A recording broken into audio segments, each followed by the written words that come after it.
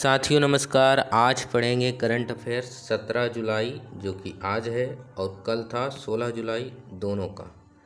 और ये जो करंट अफेयर्स है ये हर एक गवर्नमेंट एग्ज़ाम जितने भी होते हैं, चाहे वो स्टेट पीसीएस हो, यूपीएससी हो, एसआई वगैरह हो, कांस्टेबल हो, सभी में जितना भी करंट अफेयर्स पूछा जाता है उसके लिए समान रूप से उपयोगी होगा। तो पहला करंट अफेयर्स है कि दिल्ली गवर्नमेंट के द्वारा क्लाउड सीडिंग किया जाएगा। क्लाउड सीडिंग क्या होता है? क्लाउड सीडिंग कब किया जाएगा? ये 30 अगस्त से 10 सितंबर के बीच में कभी भी किया जा सकता है। और ये एयर पोल्यूशन, दिल्ली में वायु प्रदूषण बढ़ गया है, उसी को कम करने के लिए किया जाएगा। तो क्लाउड सीडिंग को ही बोलते हैं आर्टिफिशियल रेनफॉल, यानी कि कृत्रिम वर्षा। तो कृत्रिम वर्षा एक साइंस का टॉपिक बन जाता है। तो पहला प्रश्न है कि कृत्रिम वर्षा में क्या क्या यूज किया जाता है? तो यूज किया जाता है इसमें सिल्वर आयोडाइड जिसका फार्मूला होता है AgI, या तो इसके जगह पर पोटेशियम आयोडाइड का भी यूज कर सकते हैं। साथ ही साथ सूखा बर्फ, ड्राई आइस, जिसका फार्मूला होता है ठोस carbon dioxide, solid carbon dioxide, और कुछ लवण साल्ट यूज किए जाते हैं। क्लाउड सीडिंग या आर्टिफिशियल रेनफॉल या कृत्रिम वर्षा की अवधारणा को सबसे पहले दिया था किसने? जे विंसेंट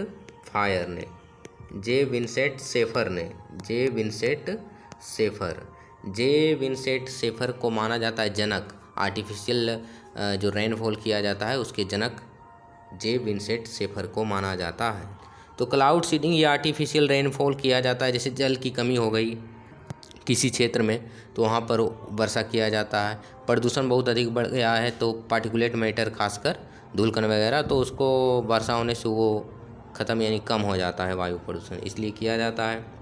ये कैसे किया जाता है? इसके लिए एक अनिवार्य कंडीशन है। क्लाउड सीडिंग या कृत्रिम वर्षा तभी किया जा सकता है जब पर्याप्त मात्रा में वायुमंडल में क्या हो? बादल के टुकड़े हों पर्याप्त मात्रा में। इसके द्वारा जो सिल्वर आयोडाइड का प्रयोग किया जाता है या पोटेशियम आयोडाइड, ये क्या करता है?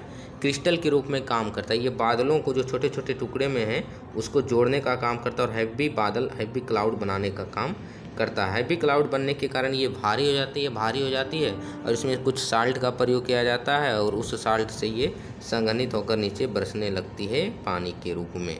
तो बादल होना अनिवार्य है कृत्रिम वर्षा के लिए। तो पीटी फैक्ट है कि कृत्रिम वर्षा में किसका प्रयोग होता है? तो पोटेशियम आयोडाइड का भी प्रयोग होता है या फिर सिल्वर आयोडाइड का प्रयोग कर सकते हैं। साथ ही साथ ड्राई आइस जो ठोस कार्बन डाइऑक्साइड है उसका प्रयोग किया जाता है कूल करने के लिए, बादलों को कूल यानी ठंडा करने के लिए उसमें किया जाता है। साल्ट का भी प्रयोग किया जाता है। अगला है zoological survey of India ZSI ने कहा कि 2024 में सर्वाधिक जो नए नए स्पेसीज मिले हैं भारत के केरल राज्य में मिले हैं। भारत के केरल राज्य में सर्वाधिक नए नए स्पेसीज मिले हैं। अगला है एड्स के बारे में। तो एड्स का पूरा रूप क्या होता है? Acquired immunodeficiency syndrome. AIDS का जांच के लिए एक फेमस तरीका है डायग्नोस्टिक मतलब सिस्टम, जिसको बोलते हैं एलिसा टेस्ट किसके लिए किया जाता है? जनरली एड्स के लिए। एड्स किसके कारण होता है? वायरस के कारण। कौन सा वायरस? HIV virus. तो HIV वायरस के कारण एड्स होता है। HIV मतलब human immuno deficiency virus.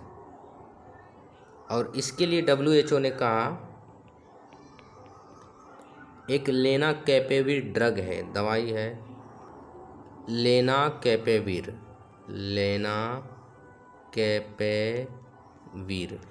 कैपेविर drug का इस्तेमाल एड्स के प्रिवेंशन के रूप में किया जा सकता है, जहाँ पर एड्स बहुत ज़्यादा फैल रहा है महामारी के रूप में। अगला है इजराइल ने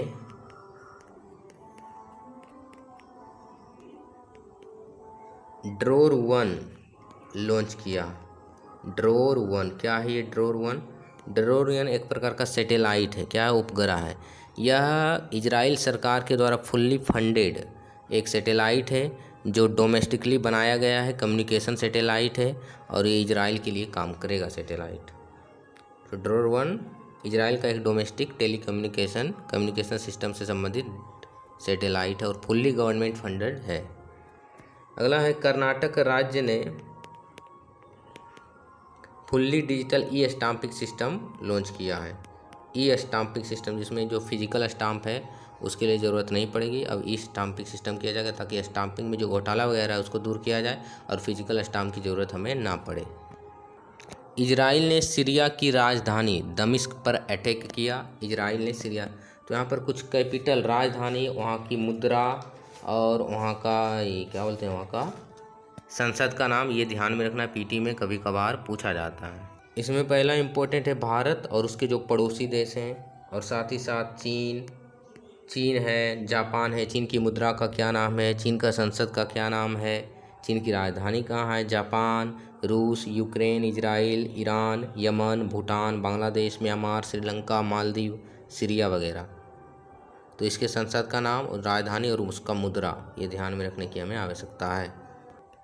केंद्रीय बजट में जो पीएम धन धान्य कृषि योजना शुरू किया गया था उसके लिए मंजूरी दिया गया है, आवंटित किया गया है पैसे को। तो इसमें 24,000 करोड़, कितना, 24,000 के मतलब करोड़, 24,000 करोड़ रुपये एनुअली खर्च किया जाएगा।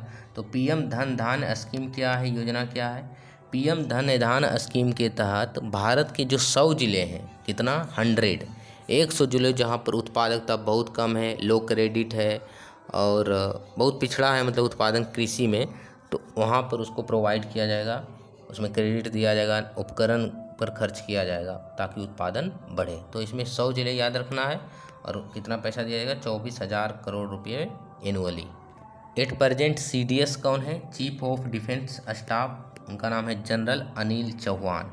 जनरल अनिल चौहान ने कहा कि जो पुराने हथियार हैं, पुराने टेक्नोलॉजी पर हथियार, उससे हम अभी के जो आधुनिक युद्ध हैं उससे उसमें हम भाग नहीं ले सकते हैं। अभी के लिए क्या चाहिए, AI आधारित ड्रोन वगैरह, एडवांस टेक्नोलॉजी पर आधारित ड्रोन, अदर मिसाइल जो हाई टेक्नोलॉजी बेस्ड हो, तभी हम आज के युग में अपना जो सेफ्टी जो कंसर्न है उसको सुनिश्चित कर सकते हैं, सुरक्षा को सुदृढ़ कर सकते हैं। भारत का पहला प्रदूषण रहित एवं नेट जीरो ई वेस्ट इको पार्क कहाँ बनाया जाएगा? तो दिल्ली में। भारत का पहला फर्स्ट प्रदूषण रहित, पोल्यूशन लेस और नेट जीरो ई वेस्ट इको पार्क दिल्ली में बनाया जाएगा, नॉर्वे की तर्ज पर। तो याद रखना है दिल्ली में बनाया जाएगा, ये प्रीलिम्स फैक्ट है। अगला है CSE, एक संस्था है CSE, centre for science and environment ने इन्हें चेतावनी दिया कि जो भारत के महानगर हैं जैसे कि कलकत्ता है, दिल्ली है, मुंबई है, हैदराबाद है, चेन्नई वगैरह है, तो वहाँ पर जो ओजोन का स्तर है O3, ओजोन का फॉर्मूला क्या होता है O3, इसमें ऑक्सीजन के 3 एलिमेंट होकर बनते हैं ये कंपाउंड, तो O3 का स्तर बहुत ज़्यादा है ओजोन का।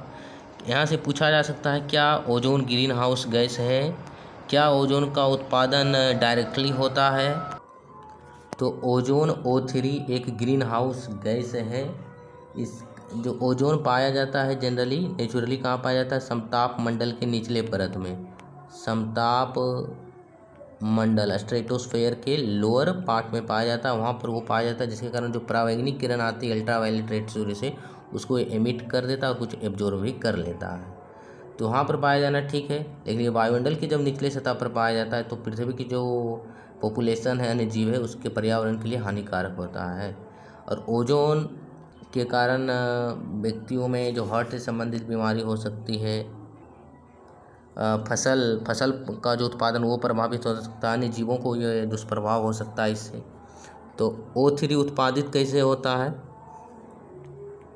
O3 बनता है डायरेक्टली नहीं, ये वाहन जो व्हीकल हैं, गाड़ी हैं, पेट्रोल डीजल का, उद्योग है, इंडस्ट्री, साथ ही साथ जो बिजली घर है, power plant, thermal power plant खासकर, उससे कौन कौन सा गैस निकलता है? सल्फर डाइऑक्साइड वगैरह भी निकलता है, उससे नाइट्रोजन के ऑक्साइड भी निकलते हैं, N2O वगैरह, NO2 वगैरह, और वाष्पीकृत ऑर्गेनिक कंपाउंड, वाष्पीकृत कार्बनिक यौगिक भी उससे निकलते हैं, कार्बन मोनोऑक्साइड वगैरह भी निकलते हैं। ये सब आपस में रिएक्शन करके साथ ही साथ ये सूर्य की रोशनी से मिलजुल कर ओजोन का निर्माण होता है। तो ओजोन का निर्माण डायरेक्टली नहीं होता है। जो वाहनों से निकलने वाले प्रदूषित पदार्थ हैं जैसे nitrogen oxide, vaporised organic compound, carbon monoxide, ये सब सूर्य की किरणों की उपस्थिति में ओजोन का निर्माण करते हैं। यानी कि जितना अधिक प्रदूषक निकलेगा उतना ही ज़्यादा ओजोन बनेगा। तो ओजोन कम करने के लिए हमें इसके एमिशन पर काम करना चाहिए, इसके एमिशन को कम करना चाहिए। नवीकरणीय ऊर्जा स्रोतों की तरफ हमें शिफ्ट होने की आवश्यकता है। मंगलवार को शुभांशु शुक्ला पृथ्वी पर लौटे और ये दूसरे अंतरिक्ष यात्री हैं जो अंतरिक्ष में गए और पहले भारतीय हैं, भारतीय अंतरिक्ष यात्री हैं और पहले भारतीय जिन्होंने इंटरनेशनल स्पेस स्टेशन पर गए एक्सियोम 4 मिशन के तहत। ये इंटरनेशनल स्पेस स्टेशन क्या होता है, इससे संबंधित आप जाके वीडियो देख सकते हैं। और इन्होंने लगभग 18 दिनों तक स्पेस में बिताया। कितने दिन? 18 दिनों तक। और जो शुभांशु शुक्ला गए हैं तो इनका नाम गगनयान मिशन के लिए भी नामित किया गया है। तो गगनयान मिशन के लिए किन किन लोगों को नामित किया गया है उनका नाम आपको कमेंट करके बताना है। तो गगनयान मिशन के लिए पीटी में पूछा जाने वाला प्रश्न है कि गगनयान मिशन के लिए किसको नामित किया गया। उसमें से एक शुभांशु शुक्ला और अन्य व्यक्तियों का नाम भी है उसमें। तो गगनयान मिशन के लिए ये एक अवसर प्रदान करेगा, एक प्रैक्टिकल के रूप में ये काम करेगा एक्सियोम 4 मिशन के तहत शुभांशु शुक्ला का अनुभव। अगला है तनिम्बार आइलैंड। तनिम्बार आइलैंड क्या भारत में है? यहाँ पर भूकंप आया था। नहीं, ये भारत में नहीं है, ये इंडोनेशिया में है। वहाँ पर भूकंप के झटके महसूस किए गए। अगला है पीटी फैक्ट कि YD1 क्या है? YD1 क्या उपग्रह है, क्वांटम चिप है, क्या किसी देश का नाम है? नहीं। तो ये सबसे हल्का, भारत का सबसे हल्का लाइटेस्ट वेट का व्हील चेयर है। तो ये दिव्यांगों के लिए बेटर होगा। तो व्हील चेयर है सबसे हल्का। इसे IIT मद्रास के द्वारा बनाया गया है। IIT डेवलप किसने किया? IIT मद्रास ने। और ये स्वदेशी निर्मित है। YD1 क्या है? भारत का सबसे हल्का व्हील चेयर। प्रधानमंत्री कौशल विकास योजना का 10 साल पूरा हो गया। ये लॉन्च हुआ था 2015 में, जिसके तहत युवाओं को ये प्रशिक्षण देना, कौशल विकास करना इसका उद्देश्य था। अगला है एक डिजीज एस्परगिलोसिस। एस्परगिलोसिस किसके कारण होता है ये पूछा जा सकता है। ये एक श्वसन से संबंधित बीमारी, यानी कि हमारा जो फेफड़ा है, लंग सिस्टम, इससे प्रभावित होता है। ये मोल्ड के कारण होता है। मोल्ड यानी कि कवक के कारण, ये फंगस के कारण होता है, वायरस बैक्टीरिया के कारण नहीं होता है, ये कवक के कारण होता है एस्परगिलोसिस। अगला है E10। पीटी फैक्ट है कि E10 शिनकानसेन क्या है? E10 शिनकानसेन एक बुलेट ट्रेन है, हाई स्पीड बुलेट ट्रेन, जो कि जापान की नेक्स्ट जनरेशन टेक्नोलॉजी पर आधारित है, जिसे इंडिया और जापान मिलकर डेवलप किया है और ये इंडिया में चलाया जाएगा। Mumbai Ahmedabad bullet train corridor में इसका मतलब कि एक ट्रायल होगा। E10 शिनकानसेन क्या है? एक हाई स्पीड बुलेट ट्रेन है जिसे जापान ने विकसित किया है, जापान का नेक्स्ट जनरेशन। अगला है पवना नदी। पवना नदी न्यूज में था। पवना नदी पर कुछ प्रोजेक्ट डेवलप किया जा रहा है, जिसके कारण वहाँ के जो निवासी हैं उन्होंने इसका विरोध किया। तो पवना नदी पुणे में है, महाराष्ट्र में। पुणे महाराष्ट्र में। पी से पवना, पी से पुणे। और इसका जो ओरिजिन है पवना नदी का वो वेस्टर्न घाट है, पश्चिमी घाट। अगला है दिल्ली में भूकंप के झटके आते ही रहते हैं। तो दिल्ली सिस्मिक जोन किसके सिस्मिक जोन में आता है? ये क्वेश्चन पूछा जा सकता है। तो दिल्ली का जो भूकंप क्षेत्र है, क्षेत्र नंबर 4 है। कितना? Seismic zone 4। जो हिमालयी राज्य है, हिमालयन बेल्ट खासकर बोल सकते हैं, और अंडमान निकोबार, वो सिस्मिक जोन 5 में आता है। वहाँ पर सर्वाधिक भूकंप आते हैं और दिल्ली 4 में आता है, NCR रीजन।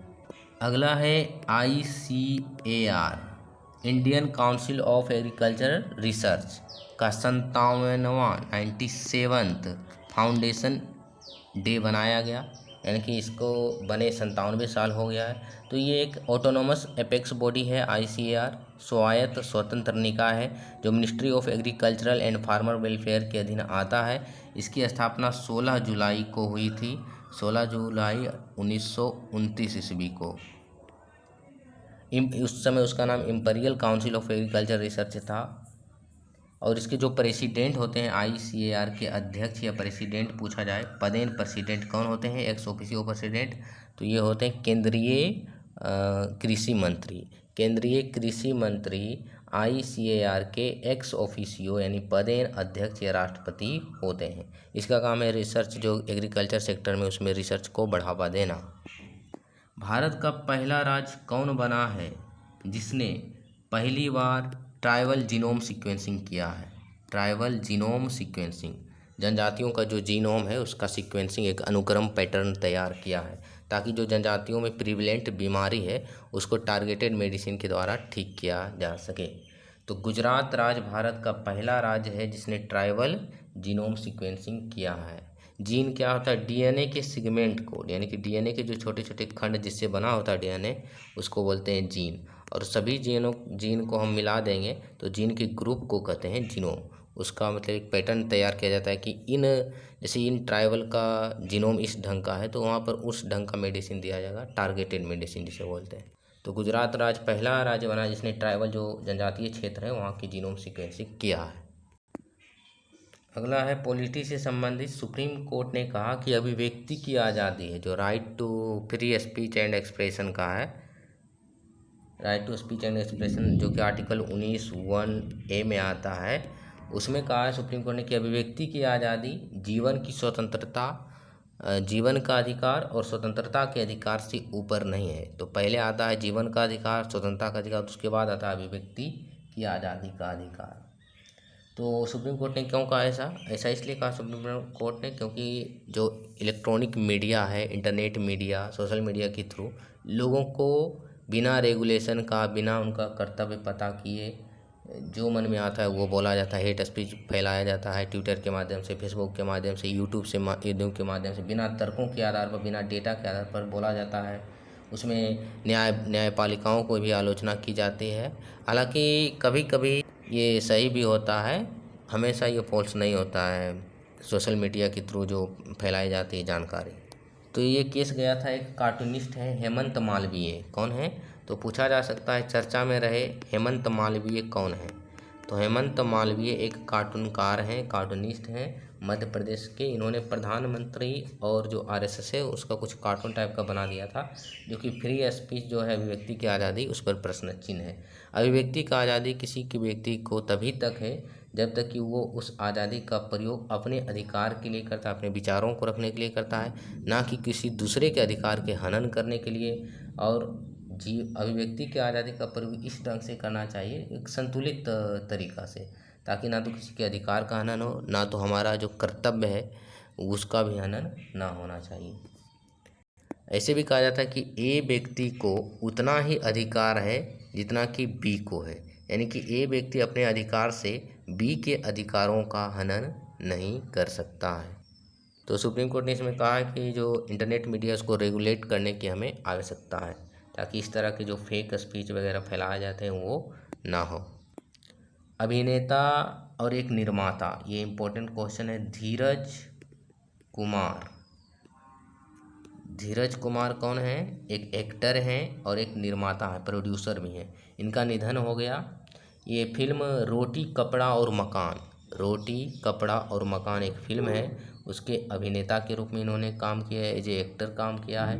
ओम नमः शिवाय जो पुराना आता था सीरियल टीवी शो, ओम नमः शिवाय, और एक फेमस और मेरा पसंदीदा एक टीवी शो था अदालत, जो कि अब बंद हो गया है। अदालत में एक रोनित राय नाम करके एक वकील होते हैं जो केस जीत जाते हैं हमेशा, और जो अपने मतलब सही दृष्टि से ये केस लड़ते हैं। तो अदालत टीवी शो और ओम नमः शिवाय के टीवी शो धीरज कुमार का निधन हो गया। यूक्रेन के प्रधानमंत्री बनाया जाएगा किसे? रूस यूक्रेन युद्ध हो रहा है, तो यूक्रेन के प्रधानमंत्री यूलिया